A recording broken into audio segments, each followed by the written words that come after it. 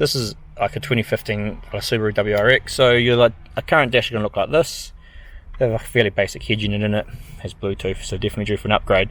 So in your WRXs, this is going to be 2012 to I think 2021. They still use this like head unit.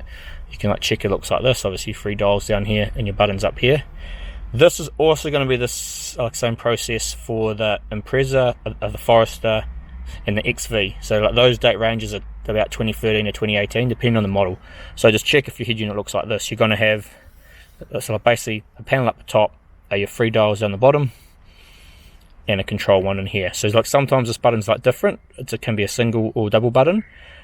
Our head unit will fit both, as it has like an insert. So this is what you get in your kit here. So we'll start, obviously get the head unit to start with. Our full head unit with the fascia. On the back here we have our main 20-pin plug. We have a GPS, auxiliary plugs, our Wi-Fi plug, and our FM antenna plug. Then we also have a button insert here. So this like allows it to cover a few different models of Subaru. So you can change depending on what button, if you got the 2 buttons at the top or just a single one. Then you've got your easy adapter kits. So there's 2 in here, so the one that will fit your car will be the only one it is. So these plugs here will go into your car side plugs, and like this goes into the back of our head unit. If you've got a factory camera, one of these is going to go into our camera in our plug. Wi-Fi antenna, the big rectangle one. Our GPS antenna is the square one. Our preferred USB port, that goes into the auxiliaries, and that's handy to use for a dash cam or a 4G dongle that we sell. Our 2 main USBs and our external microphone if you can use that. Again, that goes into auxiliaries. Our pre-out cable, most people won't need this, but that's if you want to run an aftermarket amp. Auxiliary input, obviously cable, again most people won't need this as well. The camera input cable, so the main one you use here is going to be your purple cam in. This second one here is for a second camera. External microphone, if you want to use that, it's up to you. You can test it with both before you actually install it back in. USB retention cable to keep the current USB if you have a factory USB. Trim removal tools. A 1080p a colour reverse camera if you don't have a reverse camera on your model. OBD2 scan tool. And some connectors here to help you hook up the reverse camera. So the first thing you want to do here is pop out by this top dash here. So just start from the top here, because they can be quite brittle around this silver area. So if you start from up here, just put your trim removal tool in here and pop this back and work it around, and then do the other side. So then once it's popped out, you can just wiggle it out with your hands. That'll come out. Obviously got a couple plugs in here that have to be removed.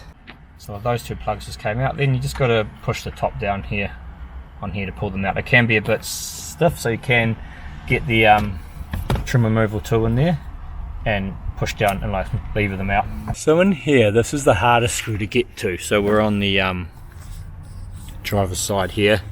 Lift your steering wheel up as high as it goes, and then in here you can see, hopefully right in the distance here, that's a 10mm a nut that we have to get out of there. So you can get it out if you just get your 10mm on an extension. We haven't yet, but in the future we'll try and include like a 30cm flexi extension in there, because if you had a flexi extension, it'd be very easy to get out. But you can just get a small ratchet and extension with a 10mm on it into there to get that 10mm one out, and then try to get it out and not drop it down the bottom. Just got one of these on this side too. That are the same 8mm block bolt you can see in there. That's it. Yep. Let me get a light on it for you. So again, that one there just above the yellow cable there, it's got like an 8 on it. It has to come out as well.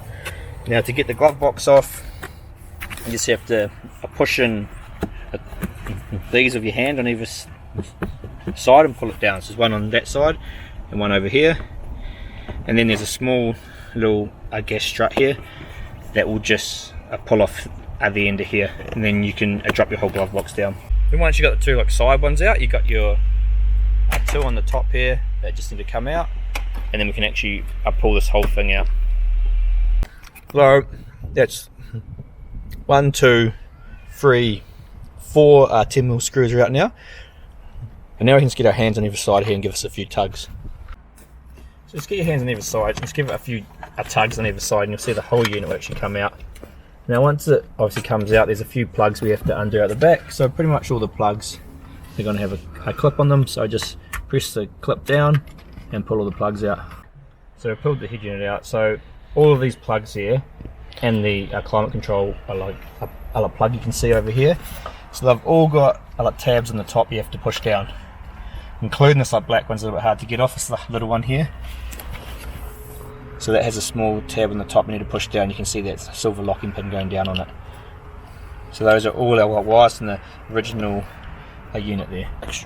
Alright, so we have our fascia here of our head unit, and then you've got like the factory head unit and like the aircon vents at the top.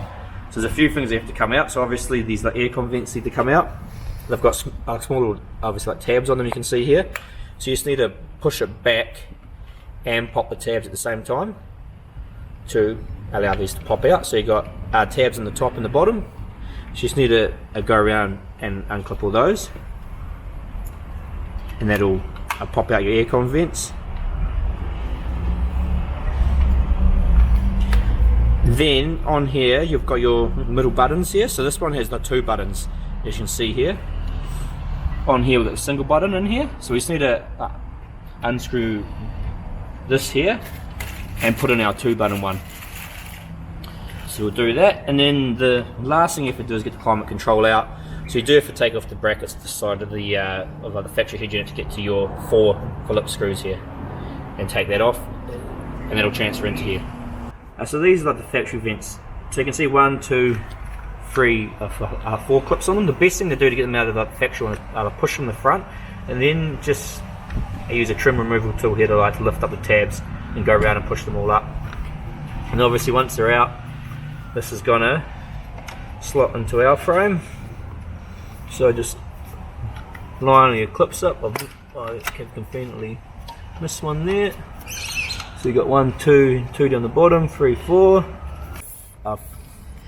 4 tabs there. You just want to go and actually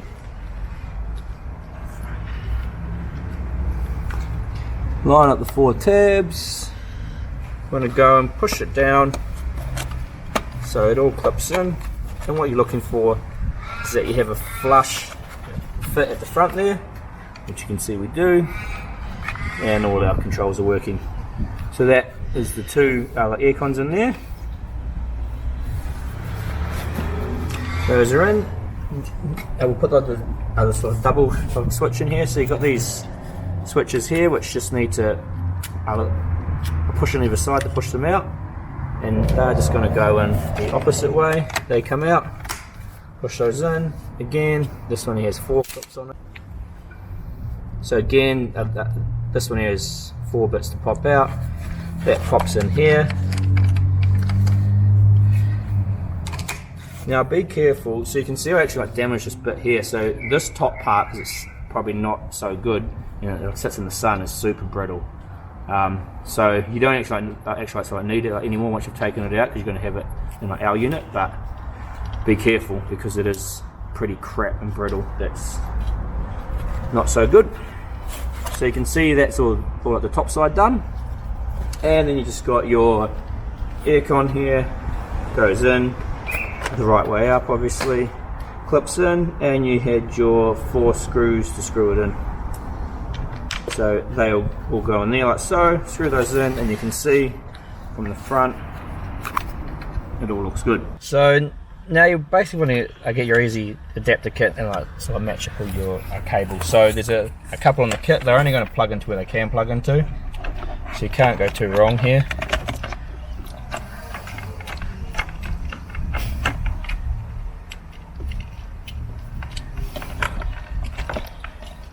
You will have some left over, that's all good in our harness, because there is different models with different fittings, that's fine. This one here is just the earth from the car. on the factory head unit isn't actually needed. This is our FM antenna one, FM main antenna. So that's all done here. The only one we haven't done is our USB retention cable. Because we didn't have the right one on the kit, but we'll make sure we have the right one on the kit in the future. And we've got our aircon down the bottom here, so that's not needed.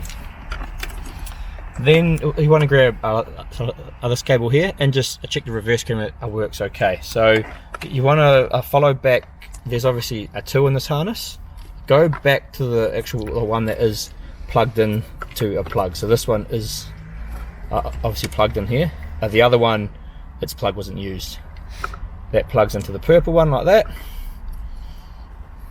And that's like that. And the only other one we'll use here is our dual USBs and this here.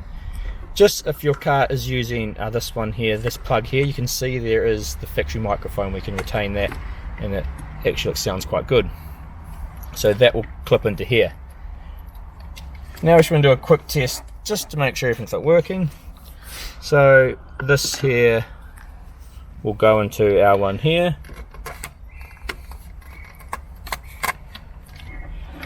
Our round AM FM goes in here. So we are basically just checking that it all powers up and we have a reverse camera and sound, etc. And then your main 20-pin plug here is going to go into here. So that's all good. Now it's rest this up on here, like so, and turn the car on. And you want to check your power. It's a bit slow to boot up here because it's the first time it's got power. So you can see it's all looking pretty good like factory.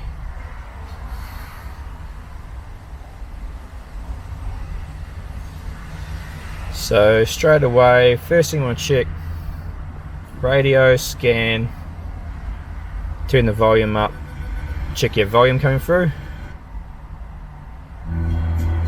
So that's fine. Now steering wheel controls on this model here. You need to come into here, wheel key study, and when you press a button on here, so I'm going to press source on the steering wheel, come down here and you can choose what you want that one to do. So mode is source here, obviously volume up, next, back,